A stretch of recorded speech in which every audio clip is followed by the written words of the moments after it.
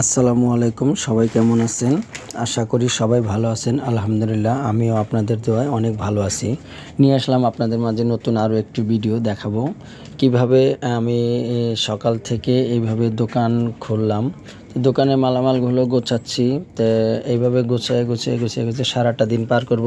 সকাল থেকে দেখব আমরা কিভাবে এই আইটেমগুলো সৌন্দর্য করা যায়। সৌন্দর্য করে আমরা এগুলা বিক্রি করার চেষ্টা করব। আর আমি যেহেতু দোকানে আছি, বিভিন্ন লোকজন আসাতে আমি তাদের সাথে কথা বলতে হয়, বিভিন্ন মালের অর্ডার দিতে হয়।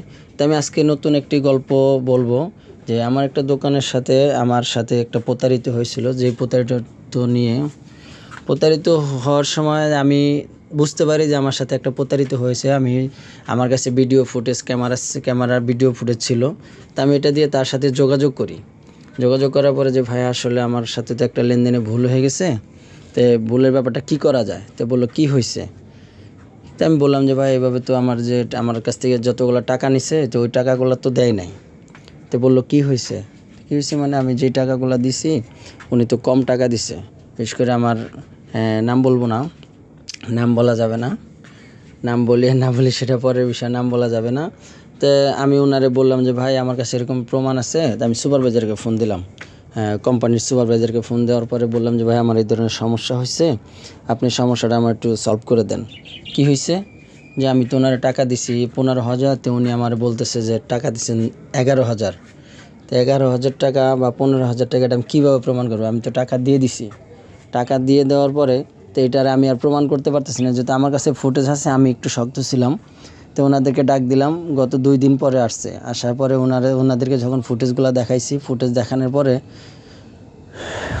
দেখানোর পরে উনি বলতেছে যে আচ্ছা দেখি আমি এটা কি করা যায়। তো উনি দেখলো। তো এই যে লোকটা দেখতে পাচ্ছেন, ইনি আমার সাথে এই ধরনের কাজটা করছে। তো উনি একজন কোম্পানির লোক। তো প্রথম যখন উনি আমার দোকানে আসে, আমি আসার পরে ওনারা বললাম যে ভাই আপনি কি কোম্পানির লোক? যে হ্যাঁ। তো ভাই আপনি মাস্ক পরে কেন আসেন? কারণ একটা কোম্পানির লোক যদি দোকানদার না চেনে তার সাথে কীভাবে লেনদেন করবে। যাই হোক, আল্লাহর কি কাম, যেই কাম সেই কাম। উনি গত 3-4 দিনের মধ্যে আমার সাথে এই ধরনের একটা কাজ করে ফেলাইছে। পরে এটা আমি সুপারভাইজারকে জানানোর পরে উনি বলল যে আমি দেখতেছি। 3-4 দিন হয়ে যায়, দেখে না পরে আমি অনেক রাগারাগি করার পরে জিনিসটা সলিউশন আসার পরে আমার কাছে নতুন স্বীকার করতেছে যে ভাই আসলে এটা ভুল হয়ে গেছে, আমি এটা আপনারা দেখি ব্যবস্থা করে কি করা যায়। আমি কি করা যায় মানে, টাকা বেশি নিয়েছেন, আপনি আমাকে টাকা দিবেন। এই টাকাগুলো যদি আপনি না দেন আমি কোথায় পাবো? পরে ওরা সুপারভাইজার, তারপর ম্যানেজমেন্টের যে স্টাফরা যারা ছিল, ওরা মিল্লা বলতেছে যে আপনার টাকাগুলো দিয়ে দেওয়া হবে, আপনি টেনশন করেন না। পরে টাকাগুলো আমার 2 বারে পরিশোধ করছে। তো ভাই বিকাশের দোকানদার বা এমনি লোডের দোকানদার বা মুদি দোকানদার যারা আছেন তাদের উদ্দেশ্য বলতেছি, আপনারা যখন লেনদেন করবেন, আসলে সবাই বলে যে বুঝে লেনদেন করবেন। আসলে বুঝে লেনদেন করার পরেও কিন্তু একটা ঘাটতি থাকে, যেটা হলো আমরা অনেকের বিশ্বাস করতে হয়। কোম্পানির বিশ্বাস না করে কিন্তু আমরা ব্যবসা করতে পারি না। আর কোম্পানি সবসময় কোম্পানির লোক তো আর আমাদের সাথে করতে আসে না। তো বিশ্বাস তো করতেই হয়। তাদেরকে বিশ্বাস না করে আমরা কিভাবে তাদের সাথে লেনদেন করব? আর বিশ্বাসের ভিতরেই তারা আমাদের সরলতার সুযোগ নিয়ে নেয়।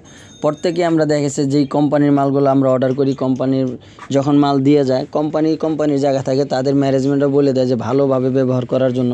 এরা করে কি আমাদের সরলতার সুযোগটা নিয়ে এরা আমাদের সাথে এই গাদ্দারিগুলো করে যায়। যখন আমরা এই হিসাবটা ধরি যে ভাই তুমি এটা করছো কেন, আর উপর লেভেলে জানাইলে বলে কি আসলে এটা আপনি বুঝে নেন নাই কেন এসে। আমি এইভাবে অনেকবার প্রতারিত হয়েছি, আপনাদের মাঝে জানানোর চেষ্টা করতেছি।